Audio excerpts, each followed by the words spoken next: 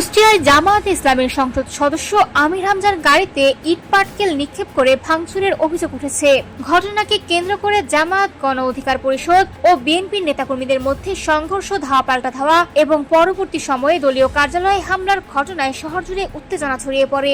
গত শনিবার সন্ধ্যা 6:45টার দিকে কুষ্টিয়া শহরের থানাপাড়া জামে মসজিদের সামনে 6 রাস্তার মোড়ে এই ঘটনা ঘটে। আমির হামজা নিজের গাড়িতে করে বাড়ি ফিরছিলেন। তার গাড়ির সামনে পেছনে পুলিশের একাধিক গাড়িও ছিল। স্থানীয় সূত্র ও প্রত্যক্ষদর্শীরা জানান, এর আগে আমির হামজার একটি বক্তব্যের প্রতিবাদে সেখানে গণ অধিকার পরিষদের নেতাকর্মীরা প্রতিবাদ কর্মসূচি পালন করছিলেন। এমপির গাড়ি মোড় অতিক্রম করার সময় দুই পক্ষের মধ্যে প্রথমে ধাক্কাধাক্কি ও পাল্টাপাল্টি স্লোগান শুরু হয়। এক পর্যায়ে পরিস্থিতি উত্তপ্ত হয়ে ইটপাটকেল নিক্ষেপ করা হয়। এতে আমির হামজার গাড়ির পেছনের কাচ সহ বিভিন্ন অংশ ক্ষতিগ্রস্ত হয়। জামায়াতের দাবি, গণ অধিকার পরিষদের নেতাকর্মীরা হামলা চালিয়েছে এবং তাদের সঙ্গে ছাত্রদলের লোকজনও ছিল।